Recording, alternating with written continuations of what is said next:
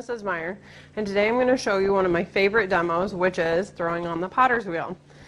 I just love this experience so much. It's such a great hands-on experience where you'll get your hands dirty, and it's really fun to make something on the potter's wheel. First things first, I want to show you the clay center. Okay, this is our plaster table where we actually wedge our clay. You can see here how we have a wire where we can cut the clay to check for air bubbles. And so what you're going to do is, this is the clay that you can use, or you can also get it from our black tub. Okay, we put extra clay in here when we're done using it, and you can just come in and get clay out of here. Or if you have extra clay, you're more than welcome to put it back in there as well.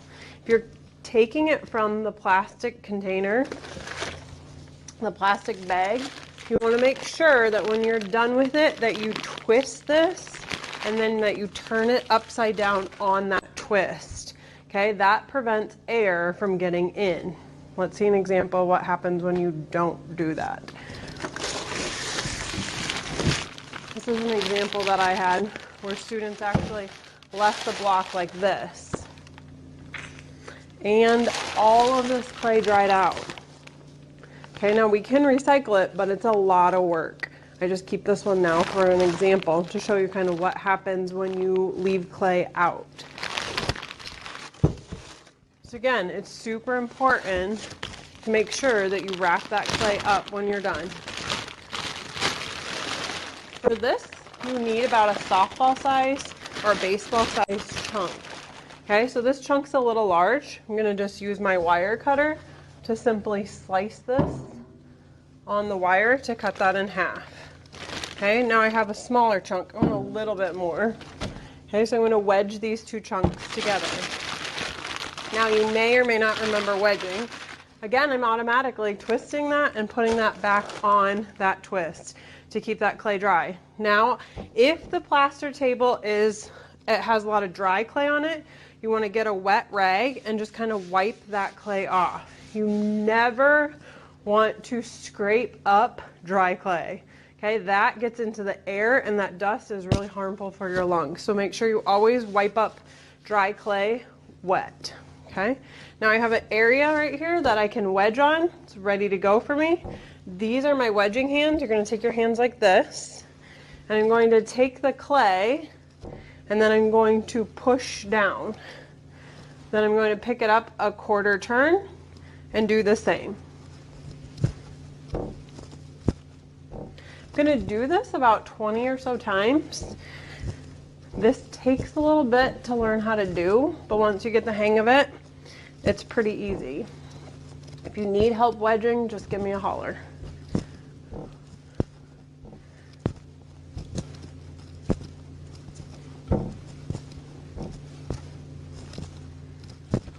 Okay, now I'm all wedged up and I'm ready to move on to the potter's wheel.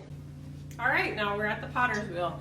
I have 3 different types of potter's wheels here at the middle school. 2 of them are foot pedals and 1 of them is actually operated on a switch. One of them also, this one over here, requires a bat, and those can be found on the counter under the glazes. So if you need more of those, help yourself. Now that we have our clay all wedged up, we are ready to get it attached to the potter's wheel. It doesn't attach like in any certain kind of like, oh, it just like screw this on. It's simply through suction. And so what I like to do is I like to refer it to like kind of like how if you have like a suction cup and you lick it and then you stick it to like a window. This is similar, except you don't want to lick the potter's wheel. And so what we do is we just take a wet sponge, wring out all the water, and simply kind of get it wet and then wipe it away. You can actually see where center is on my potter's wheel. And so what I'm going to do is simply take my clay, it's already been wedged up into a cone shape, and I'm going to forcefully hit it onto the potter's wheel. So you can see that here. Okay, you can see already that I'm kind of off, so I'm going to just kind of push mine back on. And the next thing I'm going to talk to you about is form on the potter's wheel. This really helps students learn how to center. Centering, folks, is going to be your toughest part of throwing on the potter's wheel. Okay, when I was in college, years of experience is what you're seeing right now in front of you. But when I was in college and when I was first starting to learn how to throw on the potter's wheel, it is really tough. So you're gonna have times when it gets frustrating, and those feelings are normal. And so I spent like hours upon hours just learning how to center, okay? My college professor actually said if you can throw a 10-inch tall cylinder, then you can throw anything else, because on the potter's wheel you're constantly adding water to your clay, so it's making it kind of soft, and you might get flopped pots because of that. And also centrifugal force is constantly trying to pull your clay out, so it's actually easier to throw a bowl than it is a cylinder. Okay, once my clay is kind of stuck on there, then what I'm going to do, I'm going to move my legs up as far as I can where I feel comfortable. You can move your foot pedal and adjust, get this kind of where your foot should be so it feels comfortable for you to turn it on and spin it. And then I'm going to always lock in my elbows to my hips. Okay, so your hands should always be stabilized anytime you touch your clay. If you'd rather brace out here, that's fine too. So I'm going to lock into my hip, and what I'm going to do first is simply kind of just hit it to try to get it to be on center. I'm going to first show you how off center it is right now. Watch my fingers. See how the clay is pushing my hand all around? You have to be the boss of the clay, and you have to push the clay around, okay? So to help this, I'm going to simply not put any water on, lock in my elbows, and just kind of hit the clay as I turn on the wheel slowly.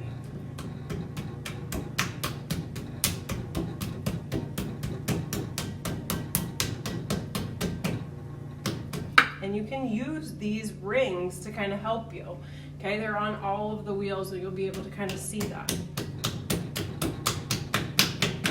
Okay, right now I'm going to just turn the wheel on, and you can see how far centered it is already just by doing that step. That step's proven to be really helpful for students as they're learning to throw on the potter's wheel. Now look at my hands. See how they're moving around but not quite as much? To be centered, your hands should not be moving. Okay, so then the next step is to then actually go into fully centering. To do this, from here on out, anytime I touch my clay, you want it to be slimy. Okay, so I'm going to be constantly dipping into my water bucket that I have over here at this side. I have my wet sponge in and adding water to it. Okay, when I go to center, centrifugal force is stronger on this side of the potter's wheel. Okay, so I'm going to use speed and centrifugal force to help me center my clay. I'm going to lock in my elbow. I'm going to tighten up this forearm. Potters have really strong forearms, from wedging their clay or from tightening up this muscle as they're centering and working on the wheel. I'm going to tighten up this muscle, and I'm going to tighten up my hand. So my hand's going to be tight, and I'm going to just kind of push in on my clay. Okay, so I'm tightening up my muscles, tightening up my hand, spinning it as fast as it will go, and pushing in on that clay. Okay, once I feel that clay kind of getting dry, I'm going to dip into my water bucket and get that wet again. Okay, so you'll see me do that a lot, and that's what I'm doing. You want it to always feel slimy.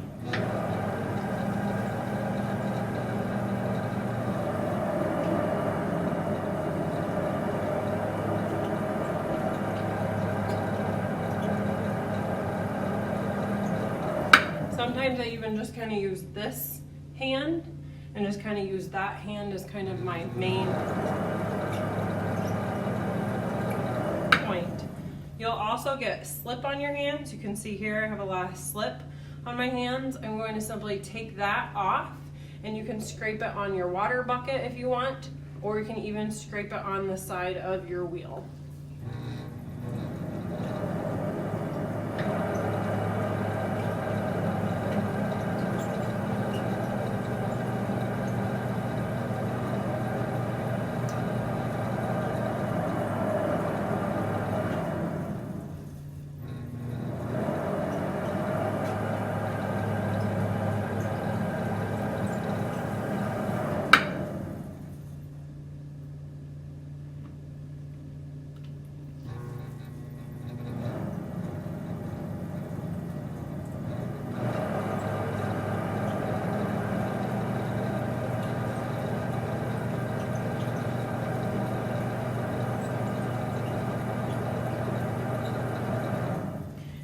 so you can see now, I'll show you this, how my clay is now centered. My hands are not moving anymore. Okay, you also can, once your clay is centered, doesn't mean it's always going to stay centered. Okay, so if you're coming and you're touching your clay, you want to make sure that you're approaching it slowly. Elbows are locked into your hips. You're approaching it slowly. You're also coming off of it slowly. Okay, don't think fast movements here. Okay. I'm going to clean up my clay a little bit with my sponge. So notice now how my hand is not moving. Okay, that lets me know that my clay is centered. Okay, the next step is going to actually be to break into your clay to create your form. Okay, so to do that, I like to feel where the middle is with my thumbs, and then I push down with my thumbs once I've felt where the middle is. Some potters do this differently. All potters will throw differently. So if you go on YouTube, you can watch different potters and kind of see different techniques, and then you can pick up techniques that work for you. This is kind of how I learned, and so this works for me, so this is kind of how I throw on the potter's wheel. Some potters, I had a friend who was a professional potter, and he actually used his finger and would just push down that way. So everybody kind of does it differently. So I'll show you this step. Again, make sure your clay is wet. Feel where that middle is. Once I found the middle and felt that middle with my thumbs, then I'm going to just push down.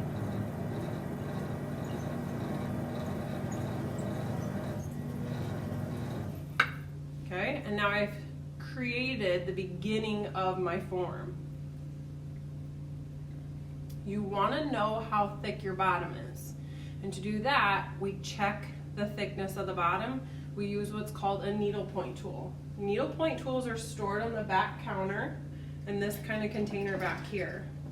Okay, it's important because these are sharp. You can see here how sharp those are. It's important to always store those in this back clay container point down. You don't want to ever leave this here. What might happen? You might turn your wheel on and that could spin and go into somebody and somebody could get really hurt.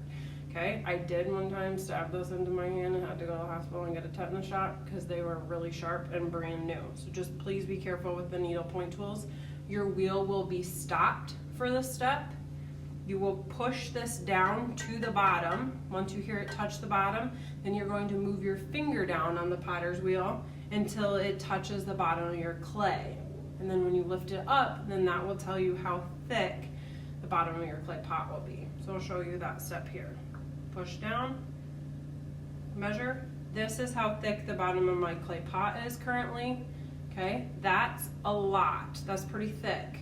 Okay, you want it to be about pinky thickness. You can always make a pot, you can always go down. Once you go down to the wheel, you can't ever bring it back. What you would do then is you created a donut, and then you would slip and score a slab that you could hand build, and then you could attach a slab that way. Okay, not that it can't be fixed if you make a donut. We have plenty of people that have fixed that mistake, and that happens. Okay, you're just starting out. You have to give yourself a lot of grace. Also, what you just saw won't happen for you. Okay, you're gonna have a lot of trials. I make this look easy because, like I said, I've had all those years experience and all of those trials you don't see when I come and sit at this wheel. I wish I could have recorded those and shown you in a time-lapse feature kind of what that looks like, okay? But you don't see that. But just know that it was there, okay? And you're gonna have that for you as well. You have to go through that to get to the other side, okay? Once I've checked my depth, then the next step is going to be width. From here on out, I'm going to actually be working on this side of the potter's wheel because centrifugal force is less on this side. So I'm going to do width. I'm going to decide on how wide I want my pot to be, and then I'm going to do height as the next step. So width, height. So the first thing I want to do is just kind of decide, do I want this to be a smaller container that I build up higher, or do I want this to be a wider container that maybe is a little bit lower in height? Those are decisions you get to make as the artist. Okay, I think I'm gonna make this one a little bit wider than what it is, not by much. So I'm simply going to take this hand is guiding it. This hand I'm going to take, and when I place it on the inside, again, everything's locked in, everything's stabilized.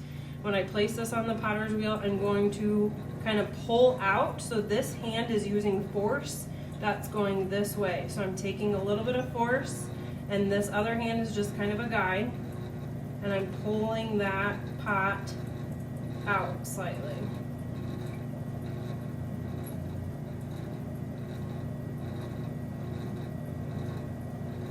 Okay, if you'd like to use a tool during this step, it can kind of be nice. This is actually one of my favorite tools on the potter's wheel, and it's a wooden rib. This is called a wooden rib because when potters first started, they actually used animal ribs for this tool, and so that's how it gets its name, rib. Since then, they've made them out of wood. This would be a plastic rib. We have some of these as well, so there's varieties. Sometimes I even use like an old plastic card that you might get like at a store or in the mail, and I've used those as ribs as well, so anything kind of works. These are all found on the clay cart, so you can help yourself to a variety of tools and find out what tools you like. Okay, I'm going to stabilize this tool. Anytime you do anything on the potter's wheel, stabilize, stabilize, stabilize. I'm going to stabilize this. Okay, so my hand's steady, I'm supporting it, my hip, my elbow on my hip. Okay, and then this is steady, I'm using my other hand as a guide, and I'm just kind of touching the clay there. So that kind of helps me clean up the outside a little bit. It gets a lot more of that slip off. Then this is on the inside. You want to make sure you're careful when you're doing this, okay, because the clay is going to want to push it around. Okay, and this just kind of helps to clean up more of that, the inside of my pot. Okay, so that's my height. Next step is then, excuse me, that was my width. Next step then is height. Okay, so what I'm going to do for height is I'm going to, I like this example here. This is a good example here. It has all this thickness at the bottom of your pot. So right now you have a lot of extra clay, kind of as this clay kind of arches and touches and is mounted to the wheel.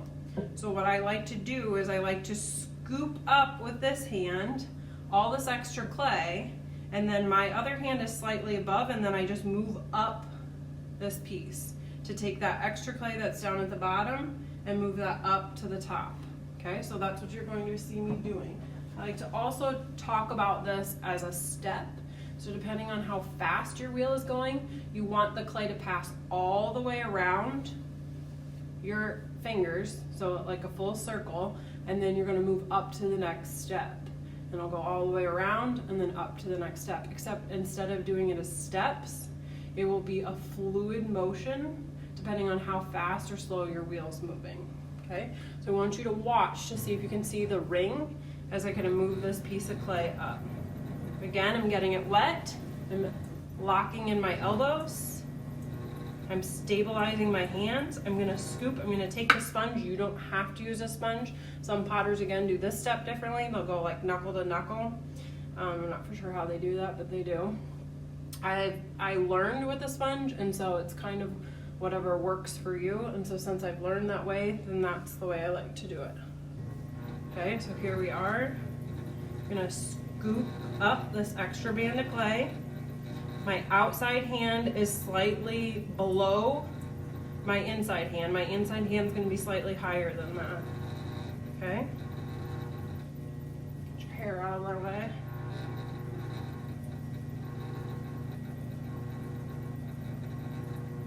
You kind of start to see that ring a little bit. Okay, and that, ladies and gentlemen, is called a pull in pottery. So I'm going to do a few more pulls here, and you can continue to see kind of that ring.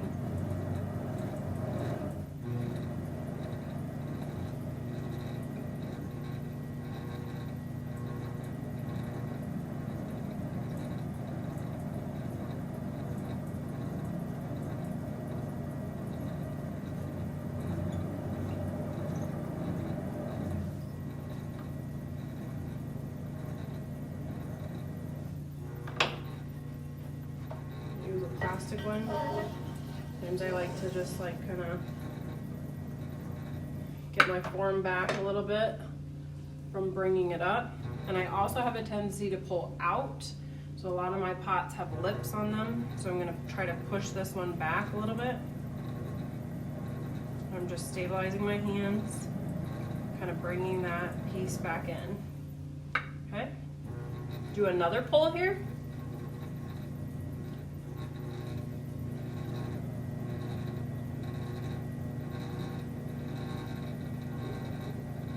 You can see that ring again.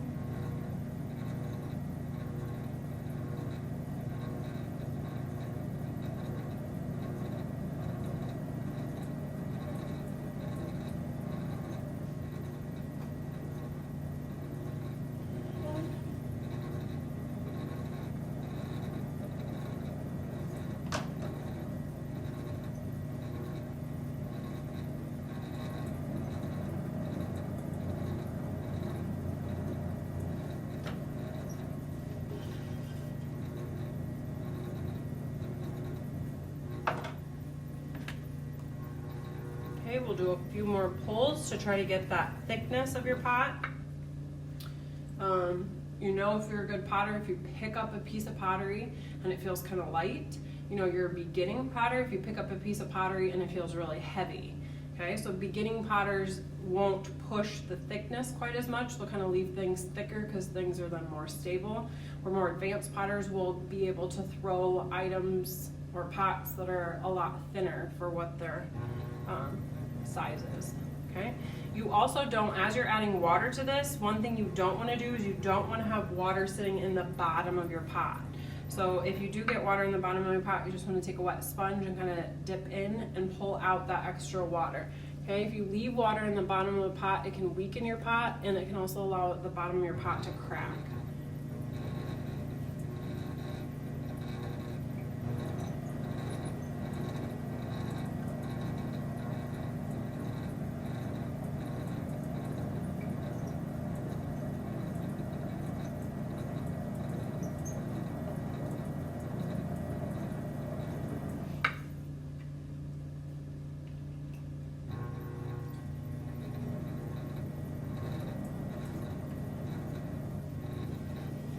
I'm always bracing this tool against with my elbow.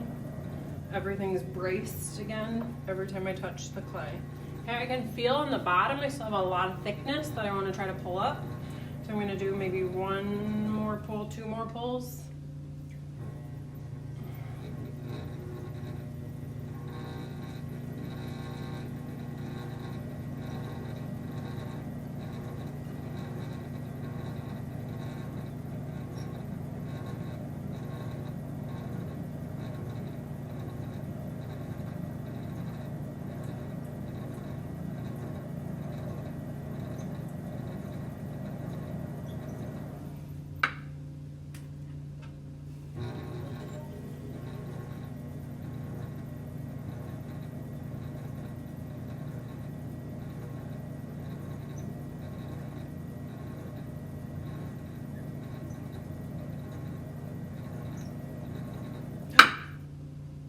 Close to flopping there, so I about lost it. So you gotta be careful. Sometimes I was trying to get my top a little bit flatter.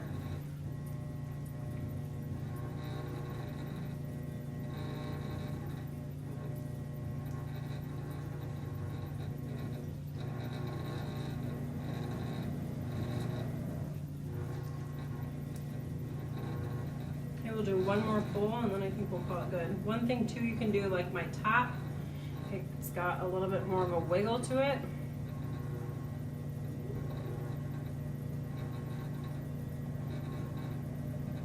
If you want to try to cut that off, you can. Or you can kind of go with it. I can show you how to cut it off. What I like to do is to take a needlepoint tool and simply kind of find where the lowest part would be.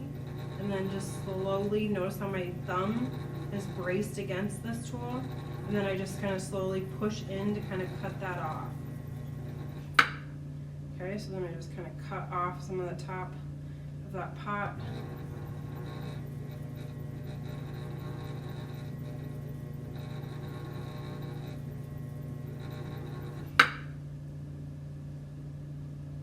It's kind of a bad example, sorry about that.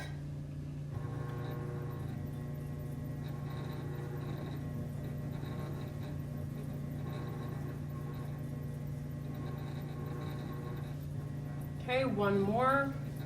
I got that twist in there.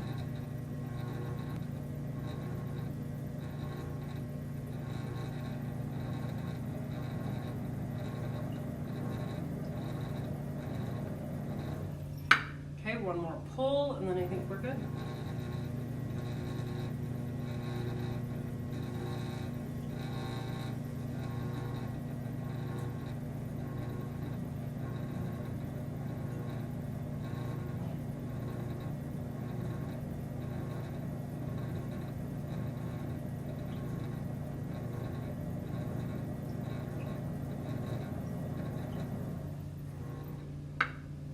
We'll do one more.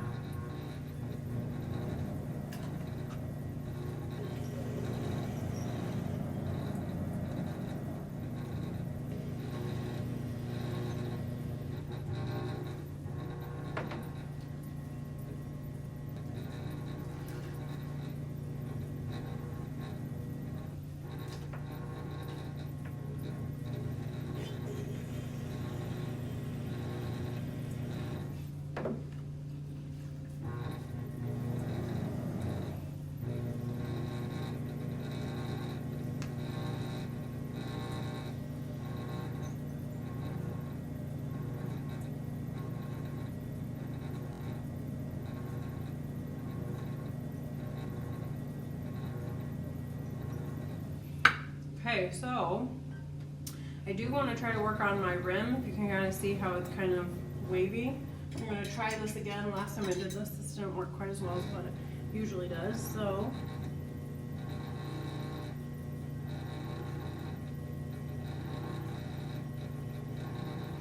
there we go.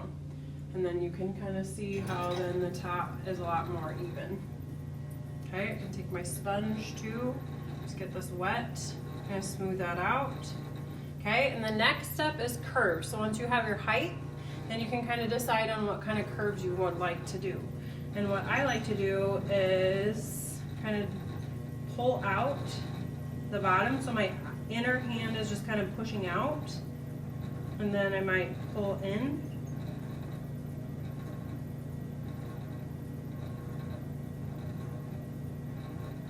And then I might make a little lip here on top.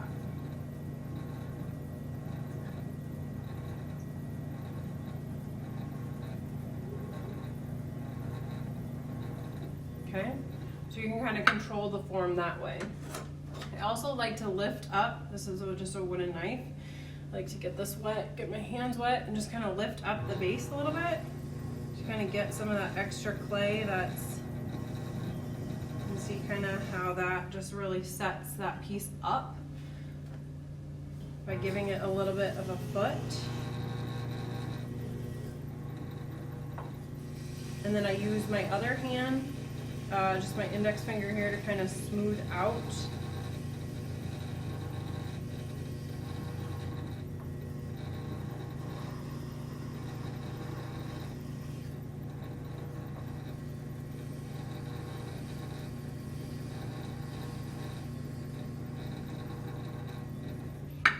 You can also put line designs in. You just want to make sure everything is stable. Okay, so when you're doing line designs, like I'm bracing, my hand is here. I have a brace that then this is sitting on. So then I can kind of control this, and then this is all braced right on my leg as well. So you can kind of see here. Sometimes it's fun to think about the form of the pot that you've just made and kind of accenting that form.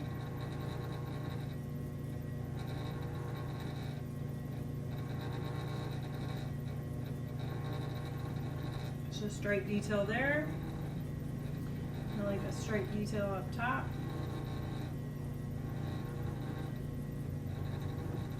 And then you can choose I like to do this one. You just kind of move this up and down as it spins around, and you kind of can really get just a texture detail there and a texture detail here. So I'm kind of using a variety of lines, from straight lines to kind of just mixed lines, to get a little bit more interest in my pot. The next step is to take a wire cutter, and you want to straighten this out. Use your thumbs to push down on the wheel and you're going to cut this off. Oh, you can even see how mine even moved off even before I cut it. I usually cut it that way and then the other way. There's boards in this cupboard over here.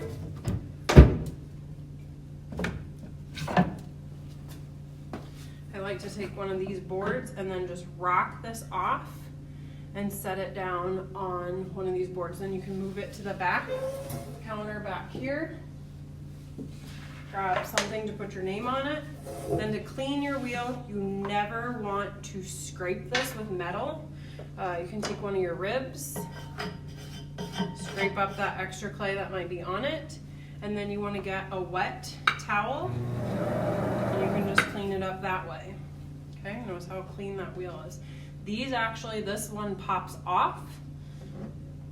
This is my splash guard, and then I can take this to the sink. This one shimmies off as well. There's actually a knob on this one, and that connects to this piece here. You can kind of see that. And then those can go back together after you've cleaned that at the sink. Then you can slide, this one just slides back on, and you can snap those back together. So your splash guards and how they come off makes it really easy for you to clean up at the potter's wheel. I hope this demo was helpful for you, and I hope that you enjoy throwing on the potter's wheel. Thank you.